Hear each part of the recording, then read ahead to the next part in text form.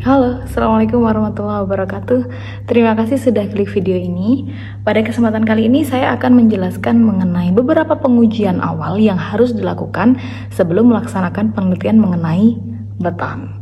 Nah, kenapa sih kita harus melakukan pengujian awal? Kenapa tidak langsung penelitian mengenai beton? Kenapa tidak langsung melakukan pencampuran variasi beton yang diinginkan? Jadi teman-teman, pengujian awal itu harus dilakukan supaya kita bisa mengetahui bagaimana sifat fisik dan sifat mekanis awal pada material yang akan kita gunakan. Kenapa? Karena itu semua akan berpengaruh pada mutu beton yang akan dihasilkan nanti. Nah, apa saja sih yang harus diuji? Seperti yang kita ketahui bahwa beton itu tersusun dari beberapa material. Yang pertama ada bahan pengisi, yakni agregat. Agregat itu bisa dibedakan menjadi dua sebenarnya teman-teman, ada agregat alam dan agregat buatan berdasarkan sumbernya. Agregat alam yang sudah ada di alam bisa berasal dari proses pembekuan, proses pengendapan maupun proses kimiawi secara alam. Sedangkan agregat buatan merupakan agregat yang sengaja dibuat untuk melengkapi agregat yang ada di alam. Sedangkan agregat berdasarkan ukuran butirnya dapat dibedakan menjadi 4 dari yang paling besar, yakni adalah batu, kemudian kerikil, pasir, dan debu. Nah, agregat apa yang akan kita gunakan? Sesuai dengan SNI yang sedang kalian jadikan pedoman, kalian mau bikin mutu beton yang berapa? Misal sebagai contoh, untuk mutu beton K225 itu membutuhkan agregat kasar dan agregat halus. Agregat kasar adalah agregat yang ukuran butirnya lebih besar. Misalkan adalah batu dan kerikil. Sedangkan untuk agregat halus kalian bisa pilih pasir atau debu. Nah, dari sini berarti kita bisa kelompokkan pada agregat kasar dan agregat halus ya teman-teman. Itu adalah bahan yang pertama, bahan pengisi. Untuk bahan kedua adalah bahan perekat hidrolis. Bahan perekat hidrolis ini fungsinya adalah untuk merekatkan semua bahan pengisi sehingga bisa membentuk beton. Nah, bahan perekat hidrolis yang sering kita jumpai pada kehidupan sehari-hari adalah semen PCC tipe 1, teman-teman. Ya, semen yang biasanya kalian jumpai.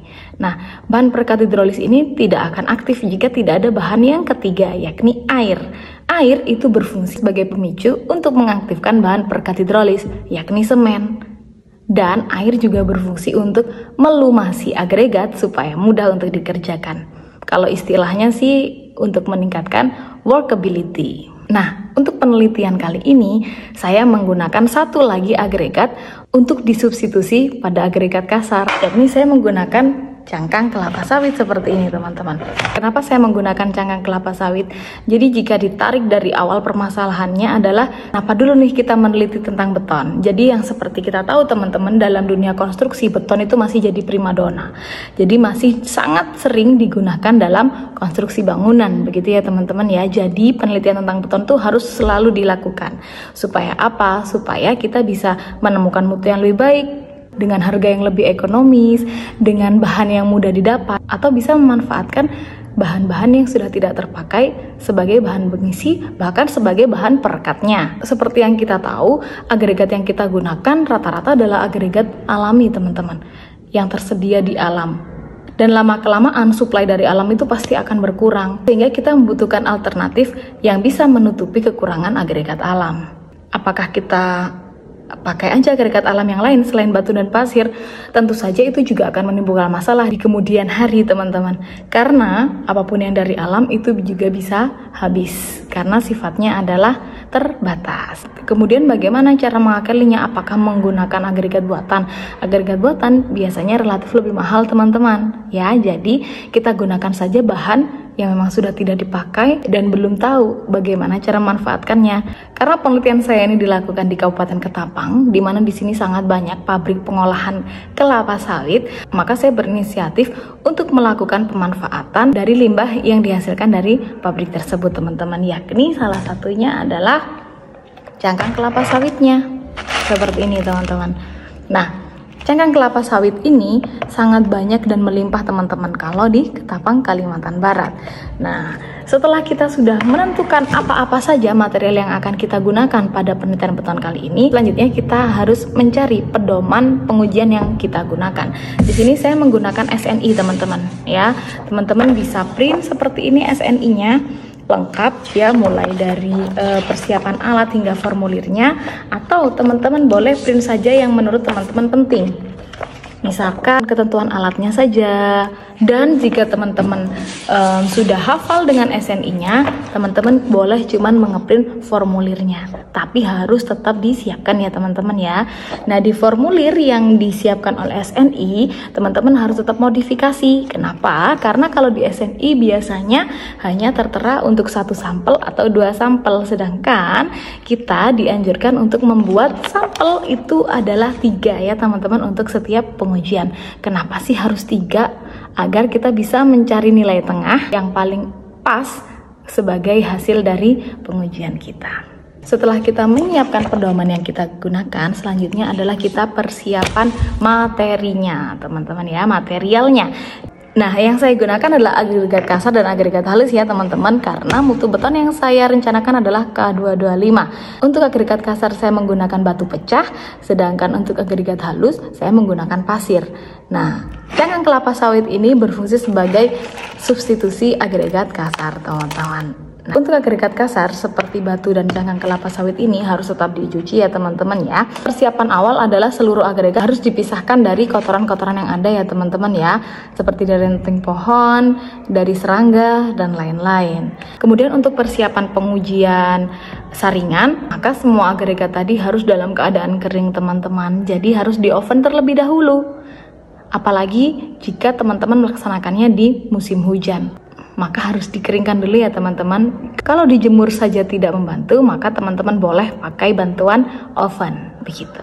Nah, sekarang kita mulai ke penjelasannya ya teman-teman. Di sini saya akan menjelaskan alat-alatnya dan memperagakan beberapa pengujian yang saya lakukan.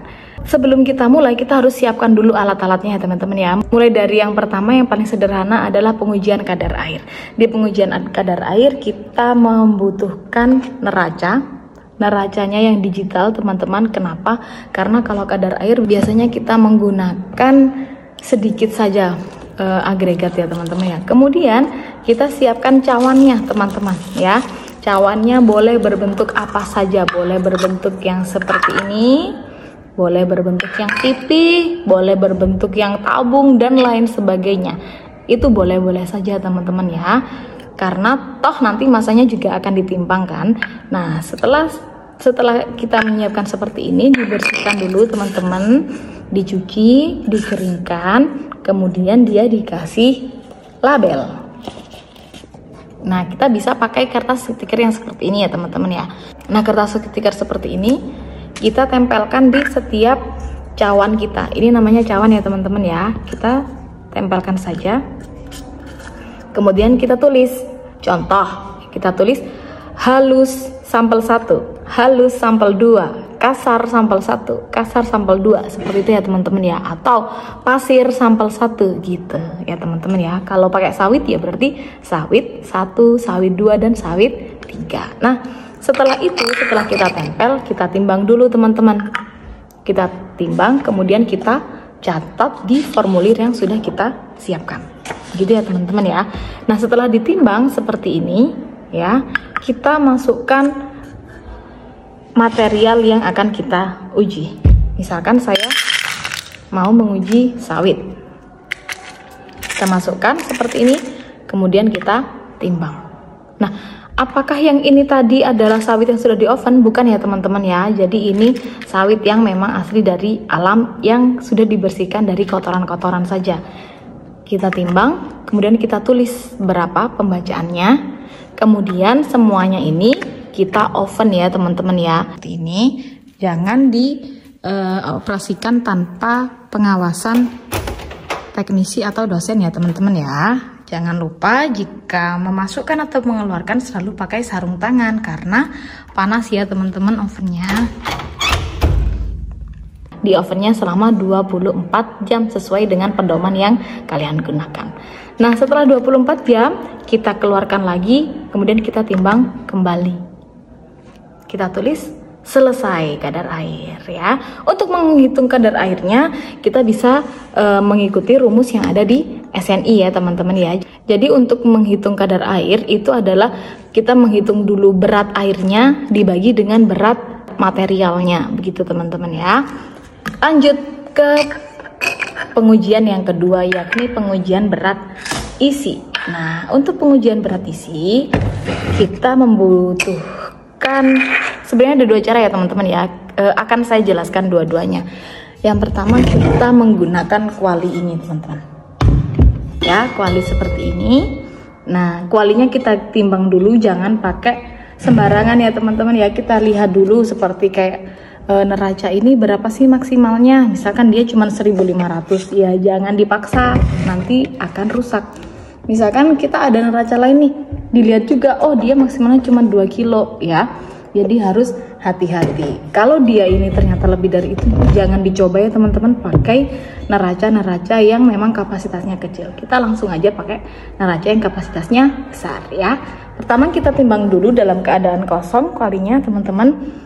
Kemudian kita isi sekitar 1/3 teman-teman ya. Setelah 1/3 kita tusuk. Nah, pakai batang penusuk seperti ini. Kenapa kok ditusuk? Tujuannya adalah untuk menghilangkan rongga udara ya teman-teman ya. Kita tusuk, kita tusuk, kita tusuk, kita tusuk, diisi lagi sampai 2/3.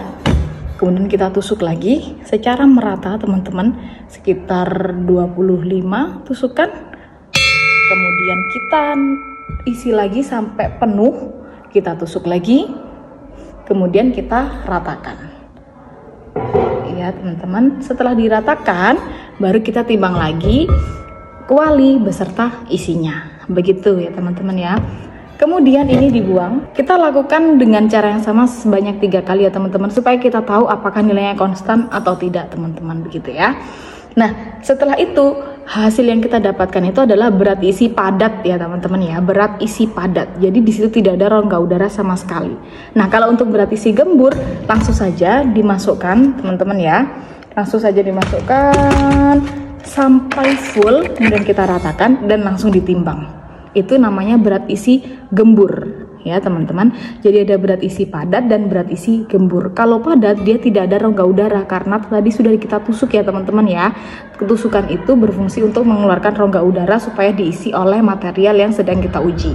Sedangkan untuk berat isi gembur itu kita apa adanya saja teman-teman, jadi langsung ditimbang, maka di dalam itu pasti masih banyak rongga udara. Begitu ya teman-teman ya. Ini cara yang pertama. Berat isi juga bisa dilakukan dengan yang lebih kecil seperti ini teman-teman, ini ring ya. Nah, jadi caranya juga hampir sama juga ya. Nanti berat isinya itu ada 2 juga, berat isi padat dan berat isi gembur ya. Kalau padat kita isi dulu sama 1/3 dulu ya, kemudian kita tusuk-tusuk pakai jari seperti ini. 2/3 kita tusuk-tusuk lagi ya, sampai full juga kita tusuk-tusuk lagi dan diratakan. Jangan lupa tadi ringnya sebelum kita isi material kita timbang dulu ya. Jangan lupa setiap pengujian itu ditimbang dulu wadah atau cawan yang masih kosong. Nah, setelah itu baru kita timbang. Kalau untuk yang gembur maka dia tidak perlu ditusuk teman-teman, langsung saja dimasukkan, langsung ditimbang gitu ya teman-teman ya. Jadi itu perbedaan antara berat isi padat dan berat isi gembur. Misalkan agregat kasar tidak bisa pakai ring, saran saya dia pakai yang kuali besar aja ya teman-teman ya. Nah, jangan lupa setelah selesai menimbang kita juga harus ukur tinggi dan diameter dari ring ataupun kuali yang kita gunakan ya. Mengukurnya bisa memakai jangka sorong ya teman-teman ya. Nah, seperti ini kita ukur, karena yang kita isi tadi adalah yang dalam, maka kita ukur adalah diameter dalamnya ya teman-teman ya. Dan juga kita mengukur tinggi dari ringnya. Sama, yang tadi juga diukur ya teman-teman ya, kualinya ya, diameter maupun tingginya. Kenapa sih kok harus diukur? Karena kita mau menghitung volume. Kalau berat isi itu kan massa dibagi volume ya, jadinya kilogram per meter pangkat 3 begitu teman-teman. Nah, setelah itu berat isi sudah selesai. Jangan lupa dilakukan 3 kali, baik itu padat dan gembur ya teman-teman. Jadi totalnya ada padat gembur untuk pasir, padat dan gembur untuk batu, padat dan gembur untuk substitusi yang lain. Dihitung sendiri ya berapa kali. Nah, untuk selanjutnya kita praktikum berat jenis. Untuk berat jenis agregat kasar itu kita menggunakan bak penyerapan air ya teman-teman, alatnya seperti ini. Caranya adalah agregat yang sudah ada itu kita timbang dulu ya teman-teman sebelum dicuci dan sebelum di oven. Ditimbang dulu, kemudian kita isi air ke dalam bak, kemudian agregat itu dimasukkan ke dalam saringannya yang seperti ini tadi saringannya. Nah, kemudian ditimbang ya teman-teman ya. Ini kita bisa tentukan nih mau berapa, misalkan 1 kilo gitu ya, atau 1000 gram. Nah, itu kita sama ratakan nanti untuk sampel 2 dan sampel 3 supaya kita bisa tahu nih berapa sih penurunannya dari sampel 1 ke sampel yang lain gitu ya teman-teman. Nah, setelah itu kita timbang, di air itu juga kita timbang, kemudian di udara kita timbang tadi yang awal 1000 gram atau 1 kilo, dan nanti kita keringkan dulu di talam, kita oven. Setelah di oven 24 jam kita timbang lagi ya teman-teman ya. Nah, dari sini kita bisa menghitung berat jenisnya nih teman-teman. Nah, kenapa? Karena kita sudah punya 3 data. Yang pertama adalah massa agregat atau berat agregat di udara, berat agregat di dalam air, dan berat agregat sebelum dicuci. Kita bisa tahu 3 data ini, baru kita cari berat jenis dan penyerapan air gitu ya teman-teman ya.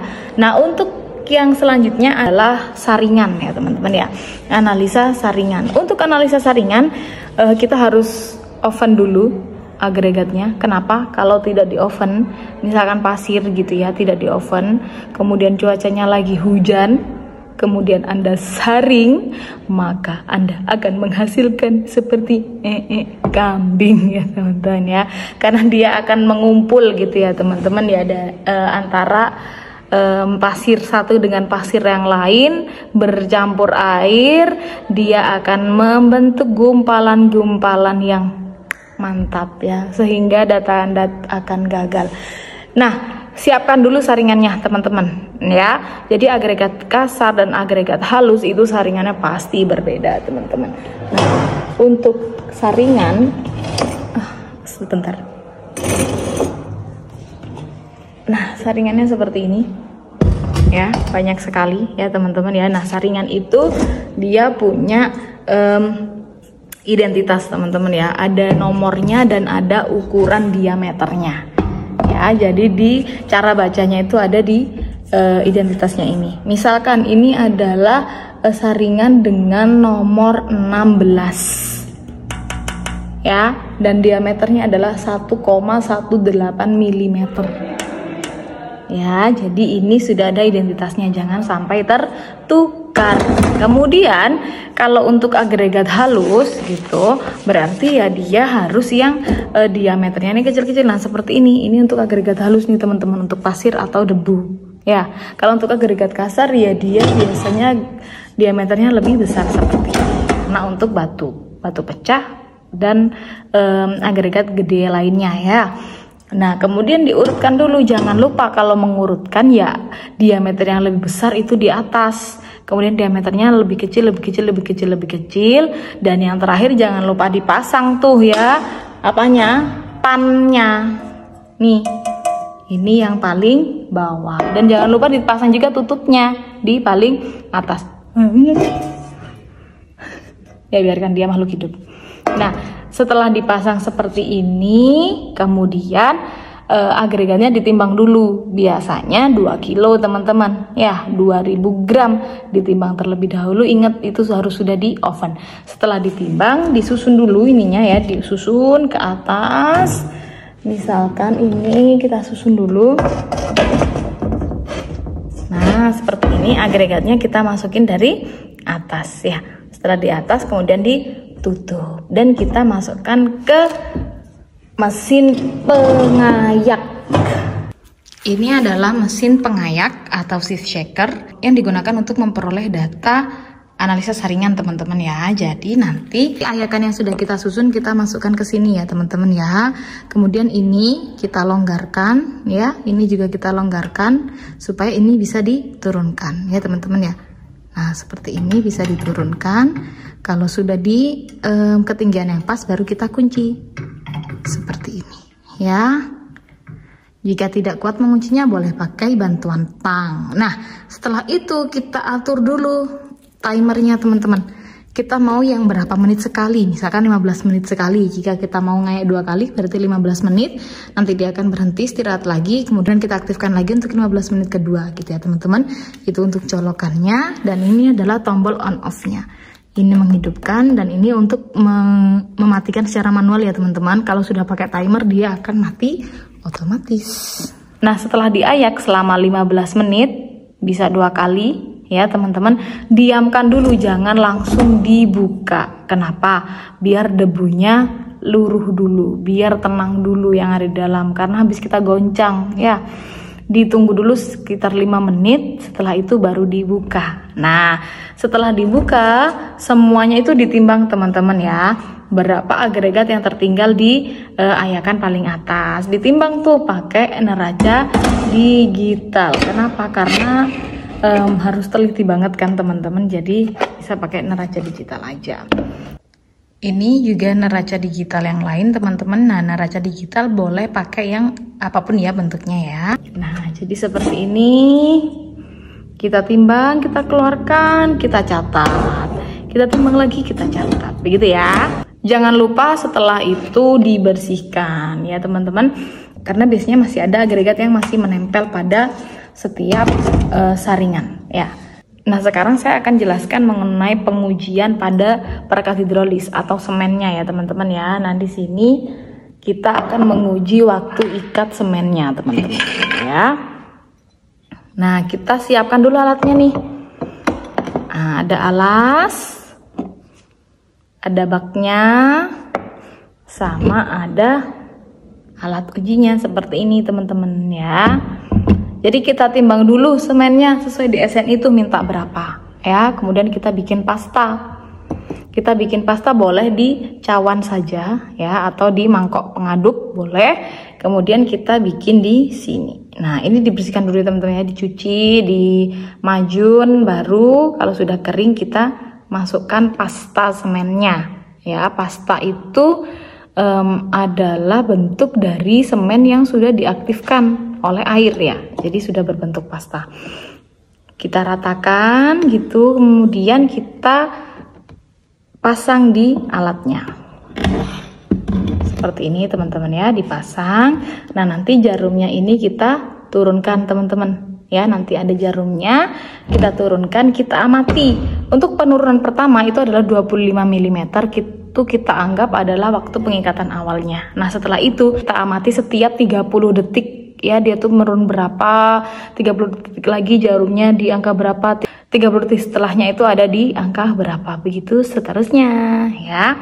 Nah, untuk air itu kita bisa uji pH-nya, kemudian kita bisa uji TDS-nya untuk mengetahui padatan yang ada di dalam air. Mungkin itu teman-teman penjelasan saya pada hari ini, semoga bermanfaat. Sampai jumpa di video selanjutnya. Assalamualaikum.